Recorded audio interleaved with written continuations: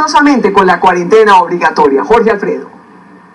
Aún así, Malú, saludándolo con este trabajo en casa, las cifras son agridulces porque es el día que mayor número de personas infectadas se registran en Colombia y además el día con mayor número de personas muertas, 6 personas, lo que sube a 25 el dato del número de personas fallecidas por el COVID-19. En contraste, Malú, también sube el número de pacientes recuperados y eso nos da una esperanza. Así es, Jorge Alfredo, pues Colombia registró hoy el número más alto de contagios y muertes por el coronavirus.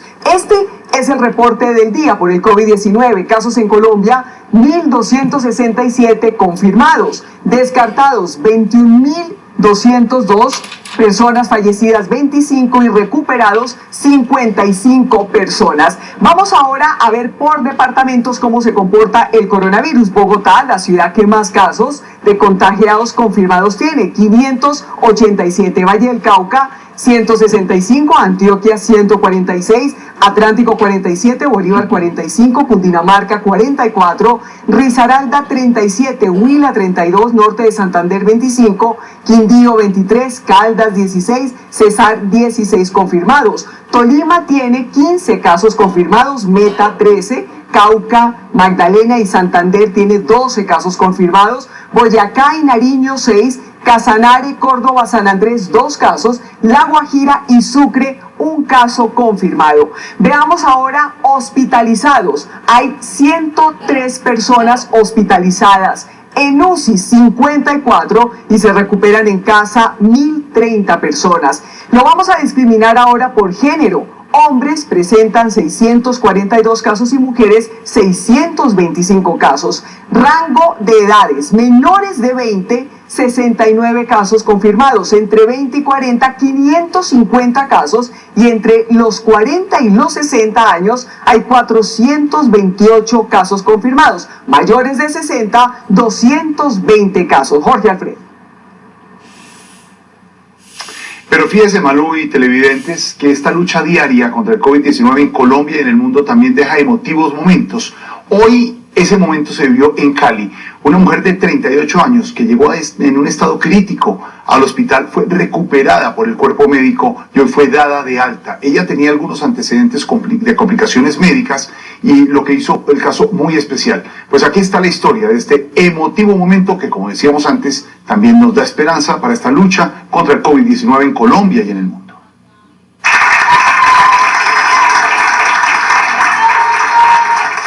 Con una calle de honor y en medio de aplausos por parte de quienes lucharon con ella en una dura cruzada, fue despedida de la clínica esta mujer de 38 años, luego de haber ingresado en estado crítico con COVID-19 y varias enfermedades de base.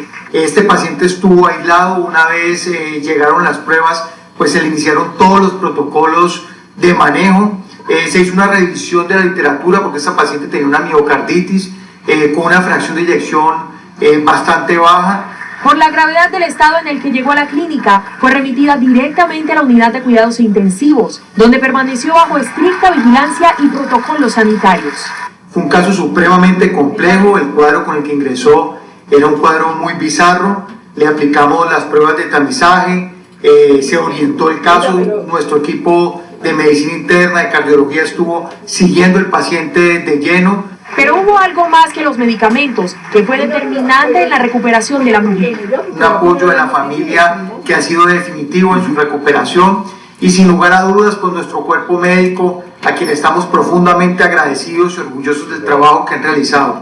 Hoy, tras haberle ganado la batalla al coronavirus, regresó a su casa, pero ahora como toda una guerrera de la vida.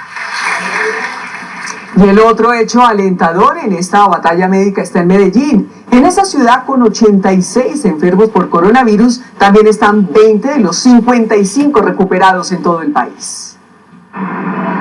Entre el grueso número de víctimas por el coronavirus en Colombia y el mundo, hoy Medellín reporta 20 personas completamente recuperadas, entre los que está el secretario de Movilidad y una mujer de 76 años que permanecía en una unidad de cuidados intensivos. Estas personas han llevado a cabo todas nuestras medidas de contención, la cuarentena la han llevado de la mejor forma, les hemos hecho seguimiento continuo, han terminado sus 14 días de cuarentena y hoy tienen una alta médica. Es decir, De los 55 recuperados en el país, cerca del 40% están en Medellín, lo que según el alcalde Daniel Quintero se traduce en la oportuna intervención a la hora de prevenir el virus. Fortalecer el sistema de salud, tecnología de punta, inteligencia artificial, Big Data para poder saber, predecir, anticipar, ganar minutos y ganarle días al coronavirus. Es así como el autocuidado y permanecer en casa terminan siendo parte de la exitosa fórmula. Sin embargo, dice el mandatario, no se puede bajar la guardia. Quien no tenga tapabocas no puede entrar al sistema de metro y no puede subirse a los buses. De esa forma vamos a proteger de forma masiva a los ciudadanos. A la fecha, Antioquia no reporta una sola víctima mortal por el coronavirus y se tiene 146 casos confirmados.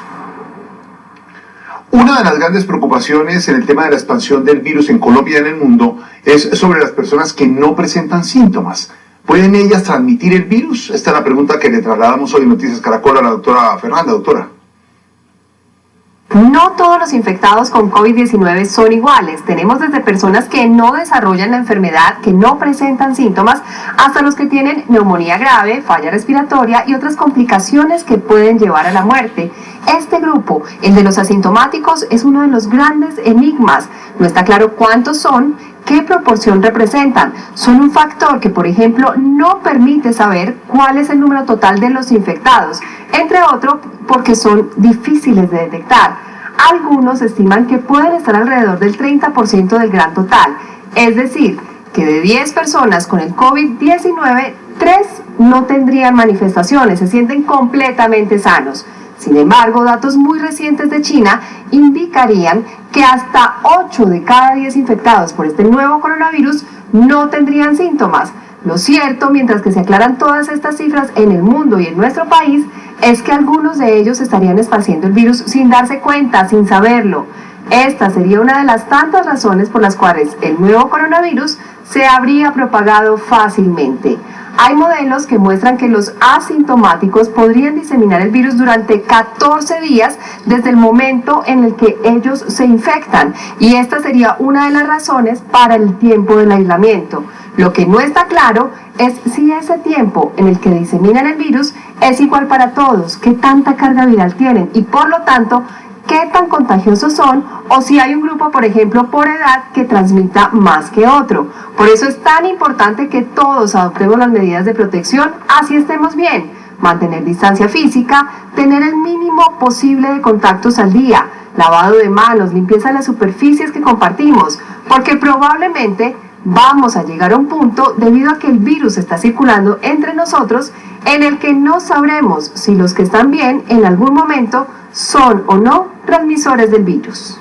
Pues precisamente, doctora Fernanda, una de las personas que permanece asintomática es el director del Centro de Comando y Control de Bogotá y el funcionario que coordina las acciones de emergencia en la ciudad, y quien es el primer caso de la enfermedad en la administración distrital. Ahora se evalúa su cadena de contactos.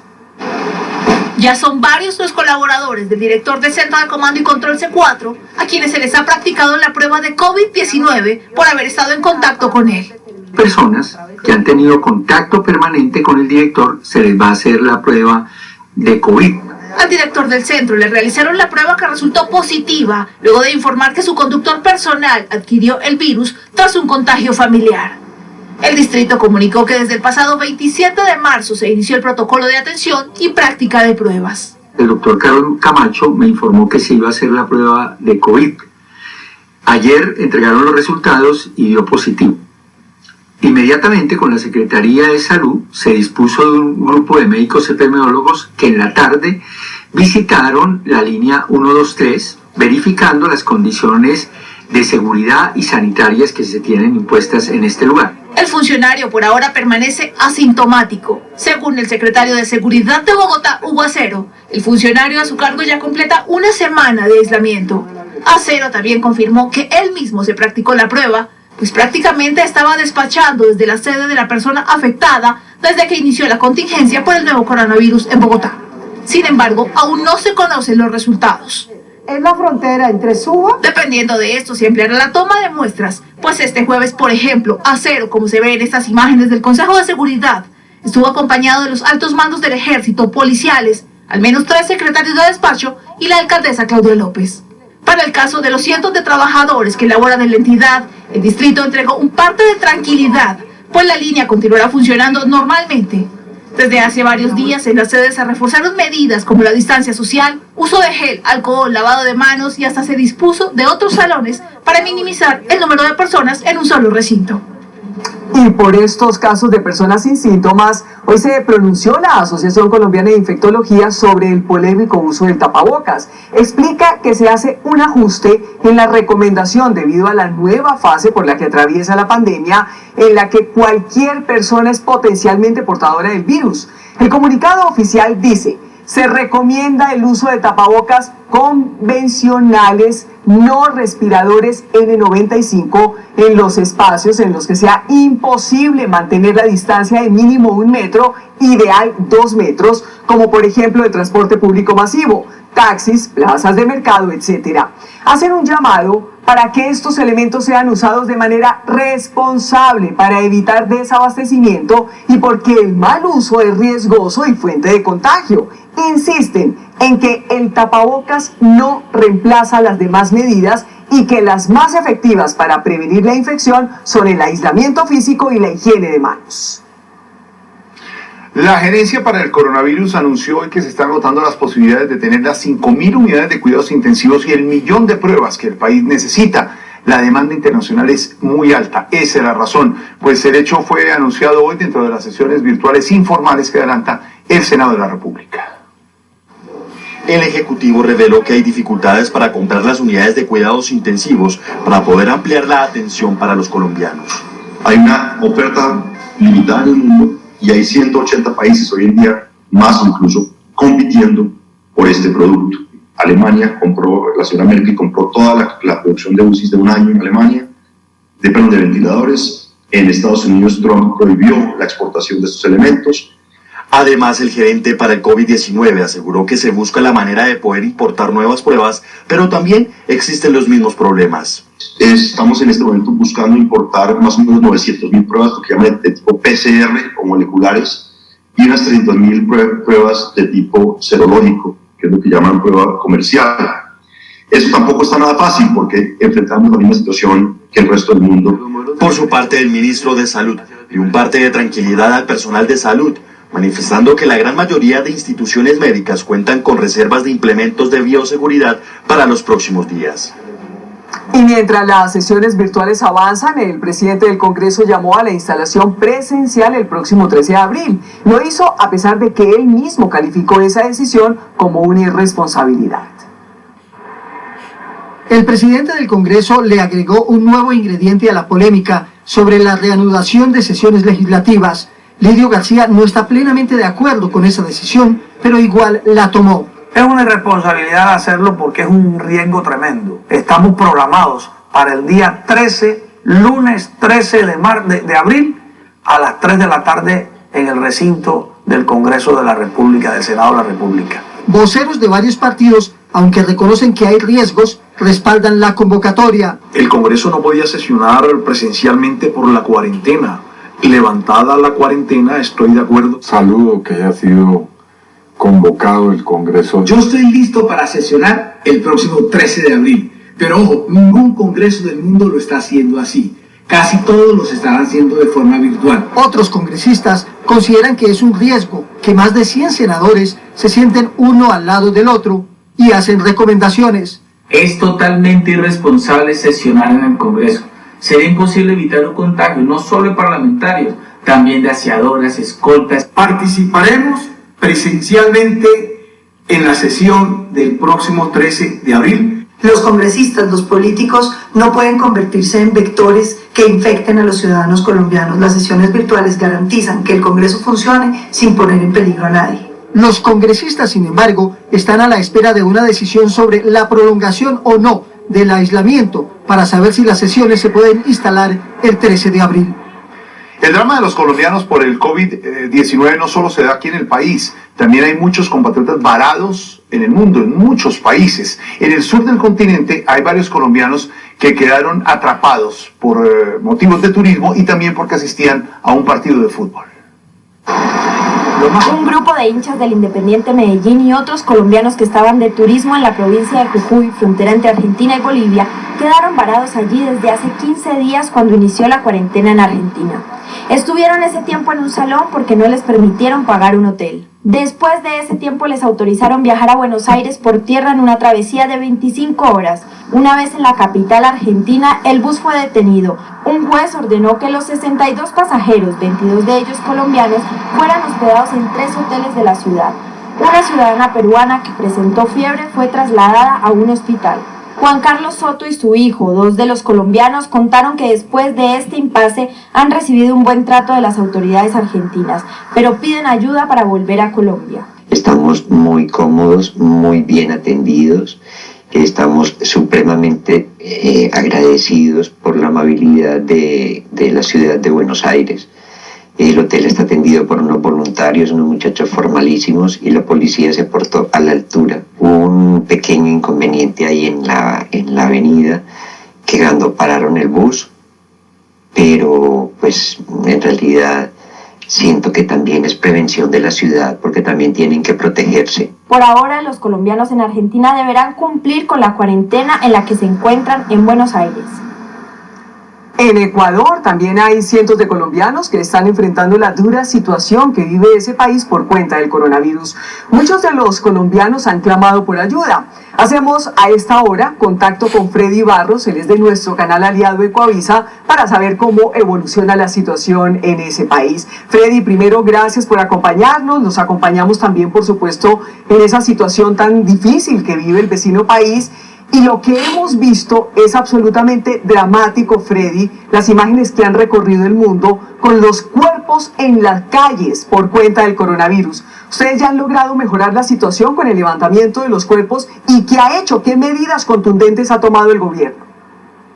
Gracias, Malú. Efectivamente, el Ecuador está en medio de una crisis, y especialmente la ciudad de Guayaquil, en donde se registra la mayor cantidad de casos. Para atender toda esta demanda de cuerpos, se puso en marcha una fuerza de tarea conjunta que es encabezada por las Fuerzas Armadas, Policía y personal de medicina legal para poder realizar el levantamiento de cadáveres en todas las casas. Se estima que un aproximado de 150 cuerpos son retirados a diario debido a los fallecimientos por COVID-19. Según las cifras oficiales, al momento en el Ecuador existen 3.368 casos confirmados, de los cuales 2.388 están en Guayaquil y en Guayas, que se convirtieron en el epicentro de esta contaminación en el Ecuador. La situación sigue siendo preocupante porque los sistemas sanitarios están desbordados. Claro, eso es lo que vemos en las imágenes. Freddy, tengo una curiosidad, ¿por qué Guayaquil es la ciudad más golpeada evidentemente por el coronavirus?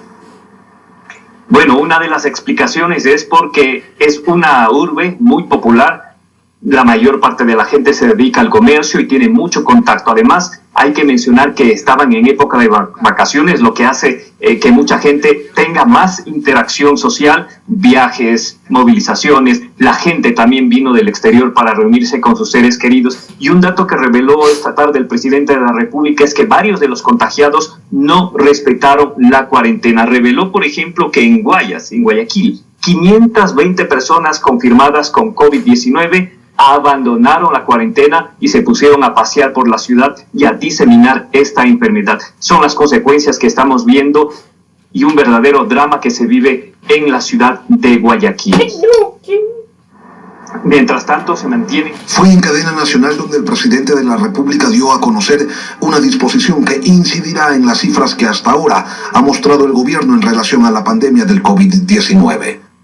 No minimicen la gravedad de esta crisis. He dispuesto que usando todos los mecanismos posibles sea transparente la información, por dolorosa que ésta sea, hay que transparentarla, hay que decir la verdad. Sabemos que tanto el número de contagios como de fallecimientos, los registros oficiales se quedan cortos. Creemos que serán entre 2.500 y 3.500 personas fallecidas por COVID en estos meses, solamente en la provincia del Guayas. Para atender la situación económica de los ecuatorianos, el primer mandatario informó que se está alistando un proyecto de ley. La próxima semana, ciudadanos, enviaré a la Asamblea Nacional un proyecto de ley para defender el empleo, tu empleo, para mantener el emprendimiento y la dolarización, para garantizar que en unas semanas podamos hacerle frente a otra cara de la crisis, que es económica. El jefe de Estado además recordó que para atender la emergencia se dispuso el traslado del vicepresidente de la República y de algunos ministros de Estado a Guayaquil, quienes in situ se encargan de la aplicación de las disposiciones del régimen. Mientras tanto, en el Ecuador rigen las medidas restrictivas. Ahora mismo estamos en vigencia de un toque de queda que nos impide salir desde las 14 horas hasta las 5 de la madrugada en un intento por frenar a esta enfermedad. Es nuestro informe desde acá, desde Quito, Ecuador. Ustedes continúan con más en Estudios Centrales. Buenas noches. Le recibo Freddy Barrios de nuestro canal aliado de Coavisa con la complicada situación que se vive en el vecino país. Freddy, muchas gracias. Otro lugar donde hay muchos colombianos también es en la Florida, en Estados Unidos. Hoy precisamente comenzó la cuarentena en ese lugar, en el país del norte. Judy Mora, nuestra corresponsal, nos cuenta cómo funciona y si la están cumpliendo, Judy. Ante la emergencia de salud pública, desde la medianoche todos los condados de la Florida están en confinamiento obligatorio. Aunque la medida ya regía para el sur de la Florida, el gobernador incluyó ahora los demás condados de su estado. Me parece bien porque evitamos el contagio del virus, la propagación. ¿Y usted por qué está aquí? Salí a caminar y a recoger el correo. La medida permite salir a la calle para hacer ejercicio respetando el distanciamiento social, comprar medicamentos o comida, trabajar en establecimientos esenciales o solicitar servicios en establecimientos como talleres de carros, lavanderías, empresas de envíos y bancos, entre otros. Las ciudades de Miami Beach, Miami y Coral Gables instauraron además un toque de queda a partir de las 10 de la noche y hasta las 5 de la mañana. Para hacer frente a la pandemia y evitar más contagios, el alcalde de Miami solicitó al presidente Trump la suspensión inmediata de los vuelos tanto nacionales como internacionales que lleguen al aeropuerto internacional de Miami procedentes de lugares con gran número de casos de COVID-19. En la Florida ya son 9.585 casos de contagio. 163 personas han perdido la vida. Desde Miami, Judy Mora, Noticias Caracol. Pues Judy, precisamente la canciller Claudia Blum anunció ayuda para estos colombianos atrapados en el exterior. En este momento los registros indican que son 2.568 los colombianos que requieren albergue y alimentación, para lo que se girarán recursos a los consulados. Daremos prioridad a personas más vulnerables, tales como adultos mayores, mujeres gestantes, hogares con niños y personas en situación de discapacidad. Y precisamente la canciller también informó que los colombianos que se encontraban en el crucero Celebrity Eclipse, que estaba frente a San Diego en los Estados Unidos, ya desembarcaron y que viajarán a Brasil, donde harán su aislamiento preventivo antes de regresar a Colombia. Brasil apoyó a Colombia en este proceso. Malú, a las 7:26 hacemos una pausa.